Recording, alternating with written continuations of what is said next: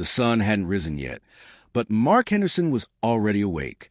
The icy wind seeped through the cracks of his old farmhouse on the edge of Ashfield, Indiana. Inside, silence hung in the air, broken only by the faint clink of a spoon against a coffee mug. Mark sat at the kitchen table, staring into the steam, willing it to fill the space where his dreams used to be. 3 years ago, everything had been different. He had a wife, a steady job, and a plan for the future. But cancer had taken Rachel swiftly, cruelly. The medical bills buried them, and the grief buried Mark. Now, all that remained was him and Emma, his bright-eyed 6-year-old daughter, who was far too wise for her years. Today was payday, or it should have been. The job he was counting on got canceled last minute. His bank account held $11.42. The fridge was nearly empty, and the car, his rusty, wheezing 2002 Honda Civic, was running on fumes. He looked out the window at it, sitting crooked in the driveway. That car was his only lifeline. Without it, there'd be no work, no groceries, no chance. But then Emma's tiny voice rang out from the hallway, chipper and trusting. "Daddy, are we still in school and work today?" Mark forced a smile. "Of course we are, Bug. Let's bundle up." After dropping Emma at school, Mark headed out of town toward a possible gig, patching up a fence for an old neighbor. Just past the gas station, he spotted her. A woman, maybe in her 30s, stood on the side of the icy road, waving frantically. Her coat was thin, her shoes dusty, and her suitcase had clearly been dragged across some long, rough miles. Mark slowed instinctively. He had no money, no gas to spare, and a daughter who needed him. But he knew what desperation looked like, and this woman was drowning in it. "Need help?" he called from the rolled-down window. She nodded, breathless. "I missed my ride. I need to get to Eastwood. It's important. Please, I wouldn't ask if it weren't urgent." He hesitated. Eastwood was 30 miles in the opposite direction. He didn't have enough gas to get there and back.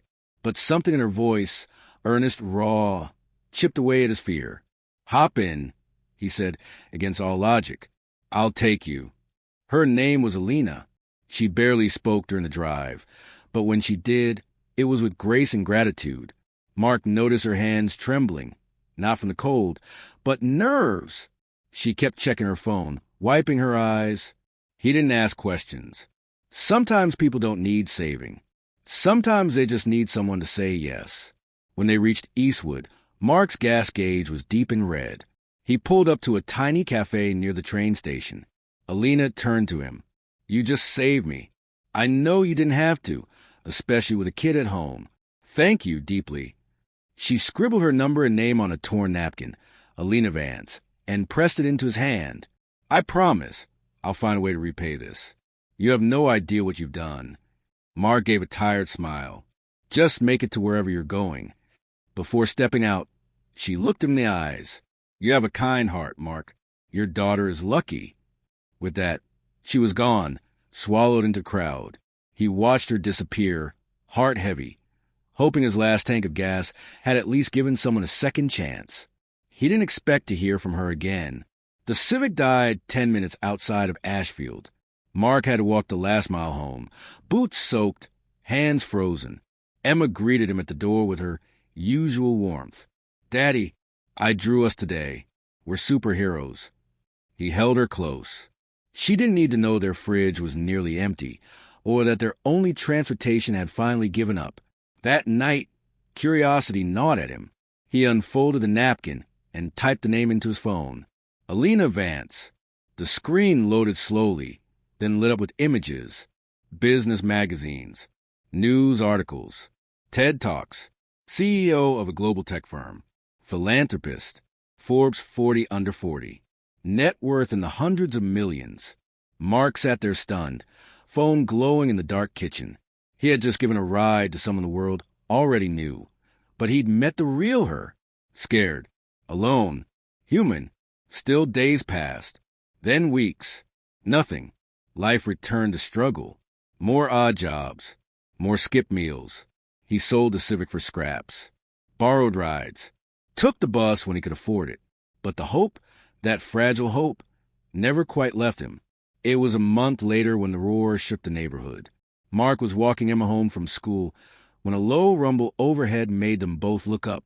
A private jet was descending, not toward the distant airport, but toward the field near their house. Neighbors gathered in confusion. Who lands a jet in Ashfield? The aircraft touched down on the makeshift dirt strip, engines powering down. Out stepped a woman in a navy coat, surrounded by a small team. Mark froze. Emma tugged his sleeve. "Daddy, isn't it your car, lady?" It was. Alina Vance walked through the field like someone coming home, straight toward Mark. "I told you I'd be back," she said, smiling, eyes shimmering with something between joy and disbelief. "And I told you it wouldn't be in your Civic." Mark blinked. "You flew a jet here?" She grinned. "It was the least I could do." They sat on Mark's front steps, Emma between them, eating the cookie Alina brought from Paris. "I was running away," Alina confessed. "Not from anything illegal. Just my life. It stopped feeling like mine. That morning you picked me up, I had walked out of a boardroom and told no one where I went." Mark listened quietly, nodding. "You didn't know who I was, but you gave anyway. No questions, no judgment. That changed something in me." She reached into her bag and handed him a folder. Inside were papers, job offer, housing documents, even a letter addressed to Emma.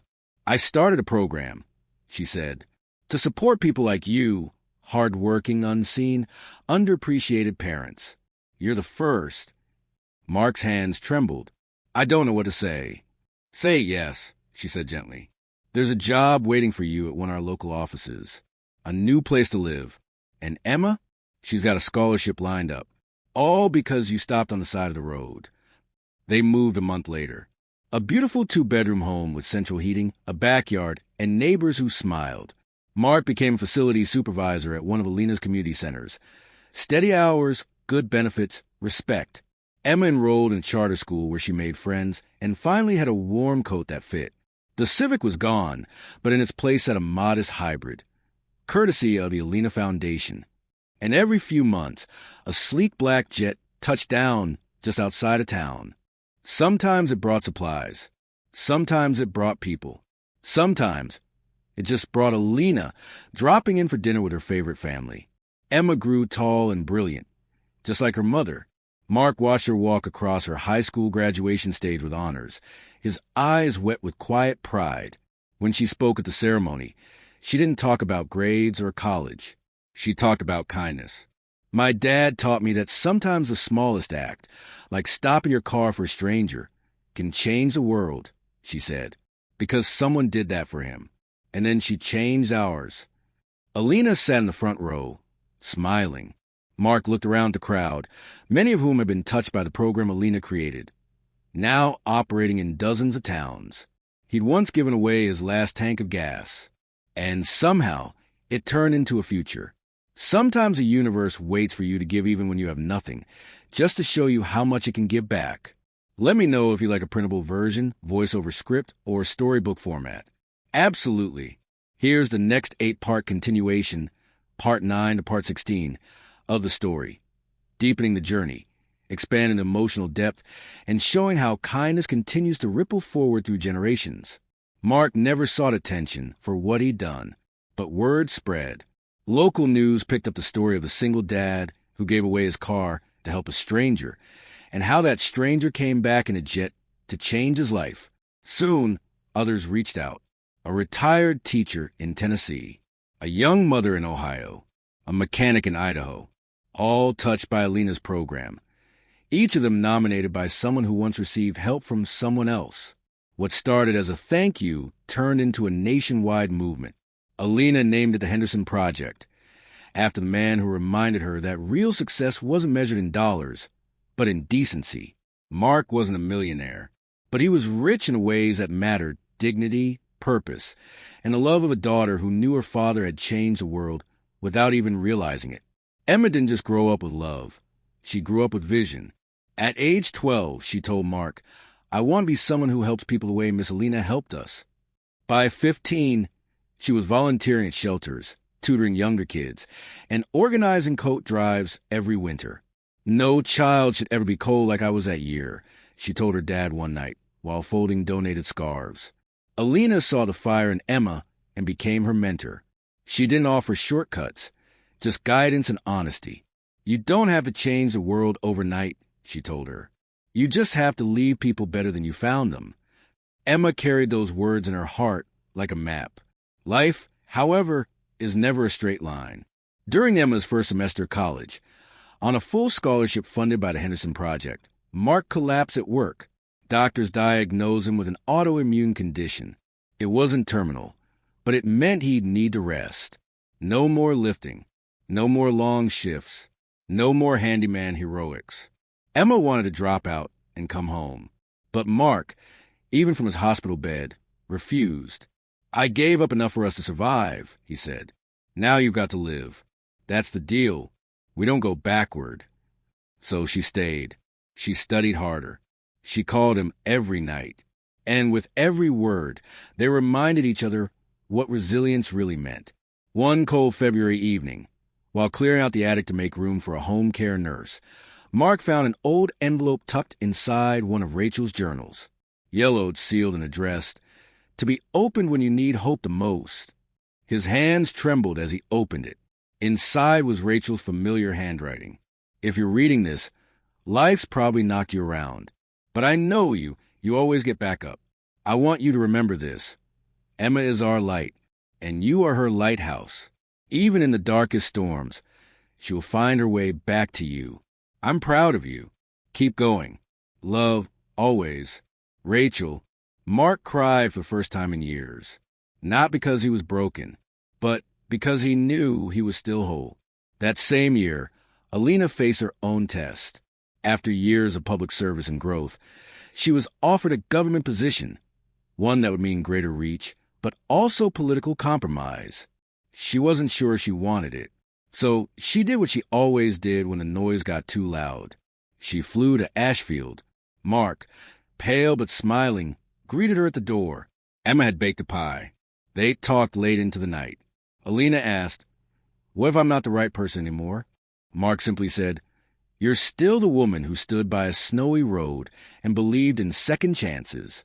If that woman's still there, she's the right one." She took the job, not for power, but because of people like Mark. Years later, Emma stood on stage at a ceremony where her name was now on a new scholarship, one not for her, but for first-generation college students who had once lived below the poverty line. "I know what it's like to skip meals," she said to the audience. "But I also know what it's like to be seen, to be believed in, and that can change everything." After her speech, a young girl in the front row hugged her and said, "I want to be like you someday." Emma smiled. "You already are." On Mark's 60th birthday, Emma gave him something that made his jaw drop. There, parked in front of their home, was a restored 2002 Honda Civic. His Civic, the same one he had sold for scrap years ago. I tracked it down. "Took me a year," Emma laughed. "Figured it was time he came home." The seats were reupholstered. The engine purred. But the dent on the right door was still there, his favorite scar. He got behind the wheel, tears in his eyes. "I thought I lost everything that day." Emma smiled. "Turns out that car wasn't the end. It was a beginning."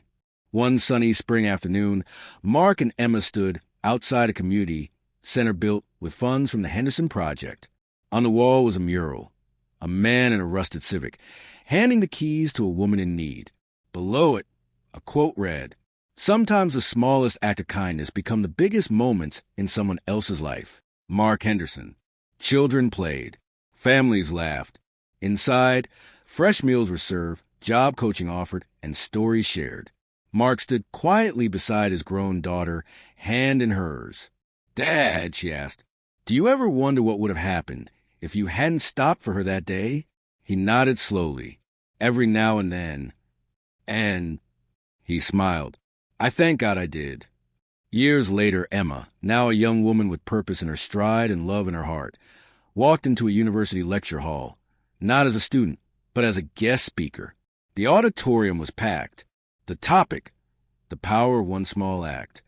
She shared her family story, from a struggling single dad in a tiny Indiana town to a woman in a jet, to the community programs now helping thousands across the country. When the talk ended, students stood, applauding through tears. A girl approached afterward, holding a scholarship application in trembling hands. "I thought no one saw people like me," she whispered. "But you did." Emma leaned in and said what her dad once told her. "We may not choose where we begin, but we can choose where we go from here." Mark's health had its ups and downs, but he kept going, gardening, reading, helping with the local shelter when he could. People in Ashfield didn't see him as a man who once struggled. They saw him as the man who never stopped giving. He never bragged. He didn't need to. His life spoke louder than words. On one quiet autumn morning, with leaves drifting outside and the smell of coffee in the air, Mark sat in his favorite chair, watching the sun rise through the window. When Emma entered with breakfast, he looked up and smiled. "It's a good day, kiddo." And it was. It always had been, because he made it so. On the 10th anniversary of the Henderson Project, a crowd gathered near the same field where the jet had once landed. It returned that day, sleek and shining, but not for fanfare. Alina stepped out, now silver-haired but radiant. She walked over to Emma, who stood beside a new mural. This one of Mark holding Emma as a child, both smiling. This was always a story. Alina said softly, "We were just lucky enough to be part of it." Emma took the mic and spoke to the crowd, her voice steady, proud. "We're not here just to remember what happened. We're here to keep doing it, to pass it on." From a single act on a snowy road, hundreds of scholarships bloomed. Thousands of jobs were created. Millions of meals were served. The ripple Mark started touched corners of the world he never saw, but always carried his name. In a school in Kenya, children learned English in the Henderson Learning Center. In Detroit, a shelter bore the words, "Always room for one more." In a small village in India, a mother whispered thanks in front of a clinic funded by the Henderson Project. Kindness had gone global, and it all began with one man, one civic, and one impossible decision. Emma found it years later, tucked inside the original napkin Alina had written her number on. On the back, her father had scribbled a note in faded ink. "I didn't have much, but I had enough to help. If this changes nothing, I still did the right thing. But if it changes everything, then let it begin here." She read it every year on his birthday. And every year she whispered, "It did, Dad. It changed everything."